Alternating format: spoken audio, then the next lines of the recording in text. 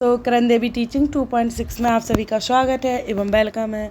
तो इस चैनल पर हमारे 6 to 8 की एनसीईआरटी भी कराई जा रही है एवं सीटेट पेपर 2 के प्रीवियस ईयर के पेपर भी लगवाए जा रहे हैं और 2011 से 2024 तक के सारे प्रीवियस ईयर के पेपर लगवाए जा रहे हैं, जिसमें से आपको पता ही है कि जैसा कि 60 क्वेश्चन हमारे मेन सब्जेक्ट के आते हैं और 30 पेडागोजी, 30 हिंदी, 30 इंग्लिश इस प्रकार से आती है। तो आप सभी यही ज्वाइन कीजिए। प्ले लिस्ट बना दी गई है, उसमें नंबर वाइज क्लासेस डली हुई हैं। तो बहुत सारे पेपर लग चुके हैं, पेपर के लिए ज़्यादा टाइम नहीं बचा है, इसलिए सभी जल्दी से जल्दी पेपर लगाइए। जितने भी ये सब लगा डालिए तो बहुत अच्छा होगा, क्योंकि प्रीवियस ईयर पेपर लगाने से आपको बहुत कुछ प्राप्त होगा, क्योंकि वही क्वेश्चन है जो कि रिपीट होते रहते हैं। तो चलो आज क्लास स्टार्ट करते हैं। उससे पहले आप सभी चैनल को लाइक एवं सब्सक्राइब जरूर कर लीजिएगा, बेल आइकन को प्रेस कर लीजिएगा। चलो आज क्लास स्टार्ट करते हैं। गार्डन रैंक का उपयोग किया जाता है। गार्डन रैंक का उपयोग किया जाता है किसके लिए? कीर्तन हेतु, पौध प्रसारण हेतु, खरपतवार एकत्रीकरण हेतु एवं काट छाट हेतु। तो जो गार्डन रैंक है उसका उपयोग किस लिए किया जाता है? तो वो किया जाता है खरपतवार एकत्रीकरण हेतु, है ना। तो हमारा तीसरा है राइट आंसर। तो आप सभी को एनसीईआरटी भी कंप्लीट करना है जो थ्योरी वाली होती है, और उसके बाद आपको उसके साथ और उसके बाद प्रीवियस ईयर पेपर तो लगाते ही रहना है, क्योंकि हम साथ में हमारा देखो साथ में चलता रहेगा तो अच्छा है, क्योंकि हमारे क्वेश्चन किस प्रकार से आ रहे हैं हम उसको समझते रहते हैं। क्योंकि कुछ क्वेश्चन थ्योरी वाइज आते हैं और हमें उसके आंसर देने पड़ते हैं, क्योंकि आजकल थ्योरी वाइज ज़्यादा आने लगे हैं। तो इसलिए हम डेली रिवाइज करेंगे तभी हमें समझ आएगा। उसके लिए थ्योरी भी इम्पोर्टेंट है, तभी हमारा एग्ज़ाम निकल रहा, क्योंकि अब की बार बहुत कम क्वालिफाई स्टूडेंट हुए थे। तो हमें ज़रूरी है कि सारे पेपर लगाएं 2011 से 24 तक के। अचल संधि पाई जाती है। अचल संधि पाई जाती है कोहनी में, कपाल में, कलाई में, घुटने में। तो जो अचल संधि है वो पाई जाएगी किसमें? कपाल में। कपाल में अचल संधि पाई जाएगी, है ना। फिर है जल का रासायनिक सूत्र है। जल का रासायनिक सूत्र क्या है? तो H2O2 या HO2 या 2HO। तो राइट आंसर हो जाएगा। आप सभी भी ये जानते होंगे, क्योंकि बचपन से पढ़ते आए होंगे, और नहीं भी जानते हैं तो H2O है ना। जल का रासायनिक सूत्र H2O है ना। दूसरा फिर है रक्त की शुद्धि किस अंग में होती है? रक्त की जो शुद्धि है ना वो किस अंग में होती है? तो गुर्दा, हृदय, आमाशय, फेफड़े। तो जो रक्त की शुद्धि है वो होती है गुर्दा में। गुर्दा है ना जो हमारे शरीर में, उसमें जो रक्त है हमारा खून, यानी कि उसकी शुद्धि होती है वहाँ पर, है ना। वहाँ शुद्ध होकर फिर जाता है और जगह। लार ग्रंथियों द्वारा कौन सा पाचक रस स्रावित होता है? लार की जो ग्रंथियाँ होती हैं, लार ग्रंथियाँ, उनके द्वारा कौन सा पाचक रस स्रावित होता है? तो टाइलिन, रेनिन, ये माइलेज या पेप्सिन। तो लार ग्रंथियों द्वारा कौन सा पाचक रस स्रावित होता है? तो वो होता है टाइलिन। टाइलिन लार ग्रंथि होती है ना, उनसे स्रावित होता है, यानी टपकता है हमारी जीभ से, है ना। तो फर्स्ट राइट आंसर है। फिर है किस प्रकार के वस्त्रों में अरारोट का कलफ पाया जाता है, यानी लगाया जाता है? किस प्रकार के वस्त्रों में अरारोट का कलफ लगाया जाता है? तो ऊनी या सूती वस्त्रों में, या रेशमी, या कृत्रिम तंतु। तो अरारोट कलफ लगाया जाता है वस्त्रों में कौन सा? सूती वाला, है ना। सूती राइट आंसर हमारा हो जाएगा। फिर है निम्न में से किस प्रकार का मृदा जल पौधों द्वारा ग्रहण किया जाता है? निम्न में से किस प्रकार का मृदा जल पौधों द्वारा ग्रहण किया जाता है? तो गुरुत्वीय जल, कोशिका जल एवं आर्द्रताग्राही जल, इनमें से कोई नहीं।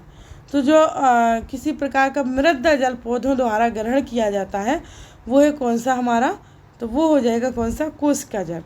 कोशिका जल पौधों द्वारा ग्रहण किया जाता है ना। फिर है आगे, दूध में सर्वाधिक वसा प्रतिशत उत्पादन वाली भैंस की नस्ल है। दूध में सर्वाधिक वसा प्रतिशत उत्पादन वाली भैंस की नस्ल है कौन हो जाएगी? जो दूध में सर्वाधिक वसा होता है ना, वो प्रतिशत होती है, वो कौन सी भैंस होगी?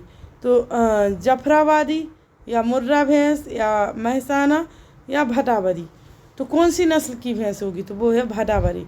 भदावरी नस्ल की भैंस में दूध में सर्वाधिक बसा यानी प्रतिशत ज़्यादा होता है इसका, है ना। तो फोर्थ राइट आंसर है हमारा। फिर है गुल्ली डंडा यानी गुल्ली डंडा फेलेरिस माइनर किस फसल का प्रमुख खरपतवार है। गुल्ली डंडा फेलेरिस माइनर किस फसल का प्रमुख खरपतवार है। तो मटर, बाजरा, मक्का, गेहूँ। तो यह है किसका, गेहूँ का गेहूँ फसल का प्रमुख खरपतवार है। तो हमारा फोर्थ राइट आंसर हो जाएगा। फिर है आगे, भंडारण के समय बीज में नमी प्रतिशत होना चाहिए।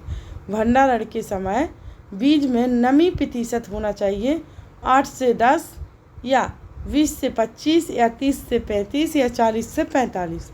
तो भंडारण के समय बीज में नमी प्रतिशत होनी चाहिए कितनी, तो वो होनी चाहिए 8 से 10। कितनी होनी चाहिए, 8 से 10, है ना, 8 से 10, यानी हमारा फर्स्ट ही राइट आंसर हो जाएगा। फिर है आगे, निम्न में से कौन भूक्षरण का कारक नहीं है। निम्न में से कौन भूक्षरण का कारक नहीं है। तो जल, वायु, ढाल के विपरीत जुताई, तृण रहित खेती। तो निम्न में से जो भूक्षरण का कारक नहीं है पूछा जा रहा, तो वो भूक्षरण का कारक नहीं है कौन सा, ढाल के विपरीत जुताई। क्या करना, ढाल के विपरीत जुताई करना, ये विपरीत कारक नहीं है। ढाल के विपरीत जुताई करना भूक्षरण का कारण नहीं है ना। फिर है आगे, इंद्रधनुष में नीले रंग के बाद, इंद्रधनुष में नीले रंग के बाद कौन सा रंग आता है। तो इंद्रधनुष में नीले रंग के बाद लाल रंग या बैंगनी या हरा रंग या गहरा नीला रंग। तो इंद्रधनुष में नीले रंग के बाद आता है गहरा नीला रंग। कौन सा आएगा, गहरा नीला रंग आ जाएगा। फिर है रस्कन के अनुसार कला क्या है। रस्कन के अनुसार कला क्या है। तो कला जीवन है, कला सौंदर्य है, कला अभिव्यक्ति है, कला अनुकृति है। तो स्किन के अनुसार कला हमारी कला जीवन है। क्या हो जाएगी, कला हमारी जीवन हो जाएगी स्किन के अनुसार, है ना। फिर है राज्य ललित कला अकादमी कहाँ स्थित है। राज्य ललित कला अकादमी कहाँ स्थित है। तो आगरा में, लखनऊ में, इलाहाबाद में, कानपुर में। तो जो राज्य ललित कला अकादमी स्थित है, राज्य ललित कला अकादमी, तो वो है लखनऊ में। कहाँ है, लखनऊ में है राज्य ललित कला अकादमी। कहाँ है हमारी, लखनऊ राइट आंसर हो जाएगा। फिर है आगे है, थोड़ा छोटा कर लें इसको। फिर है बाज पक्षी नामक चित्र का चित्रण किस मुगल शासक के शासनकाल में हुआ था। बाज पक्षी नामक चित्र का चित्रण किस मुगल शासक के शासनकाल में हुआ था। अकबर, बाबर, हुमायूं या जहांगीर मुगल शासक। तो ये हुआ था, जो बाज पक्षी नामक चित्र का चित्रण हुआ था वो हुआ था मुगल शासक के काल में। जहांगीर शासक के काल में। किसके, जहांगीर शासक के काल में हुआ था। तो हमारा राइट आंसर हो जाएगा इस प्रकार से कौन सा, फोर्थ हमारा राइट आंसर हो जाएगा जहांगीर। फिर है प्राथमिक रंग कितने होते हैं। प्राथमिक रंग कितने होते हैं, 2, 5, 2, 5, 3, 1। तो प्राथमिक रंग कितने होते हैं। तो प्राथमिक रंग होते हैं कितने, 3। कितने हो जाएंगे, प्राथमिक रंग 3 हो जाते हैं, है ना। फिर है पेनल्टी स्ट्रोक किस खेल से संबंधित है। पेनल्टी स्ट्रोक किस खेल से संबंधित है, हॉकी, फुटबॉल या क्रिकेट या वॉलीबॉल। तो पेनल्टी स्ट्रोक जो खेल से संबंधित है वो है हॉकी से। किससे हो जाएगा, हॉकी से पेनल्टी स्ट्रोक संबंधित है ना। फिर है टेक ऑफ बोर्ड किस स्पर्धा से संबंधित है। टेक ऑफ बोर्ड किस स्पर्धा से संबंधित है। तो ऊंची कूद से, लंबी कूद से, जेवलिन से, शॉट पुट से। तो जो हमारा टेक ऑफ बोर्ड किस स्पर्धा से संबंधित है, तो वो है लंबी कूद से। लंबी कूद से संबंधित है टेक ऑफ बोर्ड, है ना। तो दूसरा हमारा राइट आंसर हो जाएगा। फिर है आगे बोनस लाइन किस खेल से संबंधित है। बोनस लाइन किस खेल से संबंधित है? खो खो से, कबड्डी से, बैडमिंटन से और वॉलीबॉल से। तो बोनस लाइन जो किस खेल से संबंधित है वो है कबड्डी से। कबड्डी से संबंधित है कौन? बोनस लाइन, है ना। फिर है फुटबॉल। फुटबॉल टीम में खिलाड़ियों की संख्या कितनी होती है? तो आप सभी जो जो देखते होंगे तो वो तो अवश्य ही जानते होंगे, जो नहीं भी देखते वो भी आज जान जाएंगे कि फुटबॉल टीम में जो खिलाड़ियों की संख्या होती है, ना कि 13, ना कि 7, ना कि 9, वो होती है 11। 11 संख्या होती है फुटबॉल के टीम में जो खिलाड़ी होते हैं उनकी, 11, है ना। फिर है आगे, तो दूसरा हमारा राइट आंसर है। फिर है कि लॉबी किस खेल से संबंधित है? लॉबी किस खेल से संबंधित है? तो कबड्डी से, खो खो से, बैडमिंटन से, वॉलीबॉल से। तो जो लॉबी संबंधित है वो है खो खो से। किससे? लॉबी किस खेल से संबंधित है? तो खो खो से। दूसरा राइट आंसर हो जाएगा हमारा, है ना। फिर है सामाजिक अध्ययन। क्या? सामाजिक अध्ययन शिक्षण का मुख्य उद्देश्य छात्रों में निम्नलिखित भावना का विकास करना है। तो जो सामाजिक अध्ययन शिक्षण का मुख्य उद्देश्य होता है वो छात्रों में भावना का विकास करना किस प्रकार से होता है? तो राष्ट्रीयता की भावना, या प्रांतीयता की भावना, या स्थान विशेष की भावना, या जातीयता की भावना। तो किस प्रकार की भावना का विकास करता है ना। जो सामाजिक अध्ययन होता है वो शिक्षण के लिए किस प्रकार की भावना का विकास करता है छात्रों में? तो वो करता है राष्ट्रीयता की भावना का, है ना। हम जैसे पढ़ाते हैं तो हम सबसे ज़्यादा राष्ट्र के बारे में बताते हैं, राष्ट्रीयता के, कैसे हमारा देश, कैसे हमारा राज्य, कैसे हमारा नेशनल, सभी के बारे में हम बताते हैं ना। तो राष्ट्रीयता की भावना ज़्यादा उगती है उनमें ना। तो फर्स्ट राइट आंसर हो जाएगा हमारा। फिर है आगे, निम्नलिखित में से कौन सा ऐसा विषय है जो सामाजिक अध्ययन को विषय वस्तु प्रदान नहीं करता? निम्नलिखित में से ऐसा कौन सा विषय है जो सामाजिक अध्ययन को विषय वस्तु प्रदान नहीं करेगा? तो नागरिक शास्त्र, इतिहास, भूगोल और रासायनिक शास्त्र। तो रसायन शास्त्र, तो वो विषय जो वस्तु प्रदान नहीं करता है वो है रसायन शास्त्र।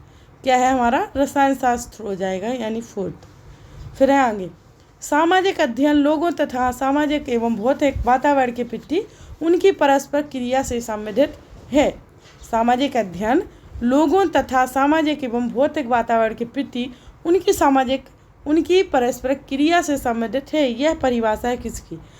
MP मुफात की, राष्ट्रीय शैक्षिक अनुसंधान एवं प्रशिक्षण परिषद की, राष्ट्र माध्यमिक शिक्षा आयोग की, RC एडविन की। तो जो यह परिभाषा है यह किसकी हो जाएगी? तो यह है हमारी किसकी? राष्ट्रीय शैक्षिक अनुसंधान एवं प्रशिक्षण परिषद की हो जाएगी हमारी, है ना, यह परिभाषा। तो ये दूसरा राइट आंसर है इसका। फिर आगे बढ़ते हैं। तो सामाजिक अध्ययन के अंतर्गत भूगोल शिक्षण हेतु सामाजिक अध्ययन के अंतर्गत भूगोल शिक्षण हेतु सर्वाधिक उपयोगी एवं सहायक शिक्षण सामग्री है मानचित्र, समय रेखा चित्र, फ्लैश कार्ड, बोरोमीटर। तो जो सर्वाधिक उपयोगी सहायक शिक्षण सामग्री है वो है मानचित्र। क्या हो जाएगी? मानचित्र, यानी पहला राइट आंसर हो जाएगा। फिर है इतिहास हमारे संपूर्ण भूतकाल का वैज्ञानिक अध्ययन तथा लेखा जोखा है। किसका कथन है? किसका कथन है? कौन बोलते हैं ऐसा कि इतिहास हमारे संपूर्ण भूतकाल का वैज्ञानिक अध्ययन तथा लेखा जोखा है? ऐसा कौन बोलते हैं? तो डॉक्टर राधाकृष्णन, या रेफसन, या प्रोघाटे, या जोन्स। तो ऐसा बोलते हैं कौन? किसका कथन है ये? प्रोघाटे का। क्या है? प्रोघाटे का यह कथन है, यानी तीसरा राइट आंसर है। फिर है खजुराहो मंदिरों को निर्मित कराया। खजुराहो मंदिरों को निर्मित कराया होलकर ने, पल्लव ने, बुंदेला ने और चंदेल ने। तो खजुराहो मंदिरों को निर्मित कराया किसने? चंदेलों ने। यानी ये सभी जानते भी होंगे, लेकिन अच्छे से सीख लिए। हर जगह पूछा जाता है कि जो खजुराहो के मंदिर है वहाँ मूर्तियाँ कितनी हैं, ये भी पूछा जाता। और ये मंदिर किसने बनवाया था? तो चंदेलों ने बनवाया था, है ना। फिर है कनिष्क का दरबारी चिकित्सक था। कनिष्क का दरबारी चिकित्सक कौन था? तो नागसेन, सुश्रुत एवं चरक और अश्वघोष। तो जो जिसने थ्योरी शायद पूरी हिस्ट्री पढ़ी होगी तो वो आराम से ये क्वेश्चन लगा पा रहा होगा। तो कनिष्क का दरबारी चिकित्सक था कौन? चरक कनिष्क का दरबारी चिकित्सक था। फिर है निम्नलिखित में से किसे शाहजहां द्वारा निर्मित नहीं कराया गया था? निम्नलिखित में से किसे शाहजहां द्वारा निर्मित नहीं कराया गया था? ताजमहल को, या दिल्ली का लाल किला को, या दिल्ली की जामा मस्जिद को, या बुलंद दरवाज़ा को? तो जो शाहजहां द्वारा निर्मित नहीं कराया था वो था बुलंद दरवाज़ा। कौन? बुलंद दरवाज़ा शाहजहां से निर्मित नहीं कराया था। शाहजहां से निर्मित, यानी 4th राइट आंसर है। फिर है, गांधी जी ने असहयोग आंदोलन कब शुरू किया? गांधी जी ने असहयोग आंदोलन कब शुरू किया था? तो इससे पहले लास्ट क्वेश्चन है आप सभी का, तो लाइक सब्सक्राइब जरूर कर दीजिएगा, बेल आइकन प्रेस, और सभी प्लेलिस्ट जाकर चेकआउट कर लीजिएगा। तो इसका आंसर 1920 में, या 1930, या 1940, या 1941। तो गांधी जी ने असहयोग आंदोलन कब शुरू किया था? तो उन्होंने किया था 1920 में। कब? 1920। तो यहाँ पर हमारी क्लास होती है समाप्त। चलो आज की क्लास यहीं समाप्त करते हैं। Thanks to for watching video. और चलो।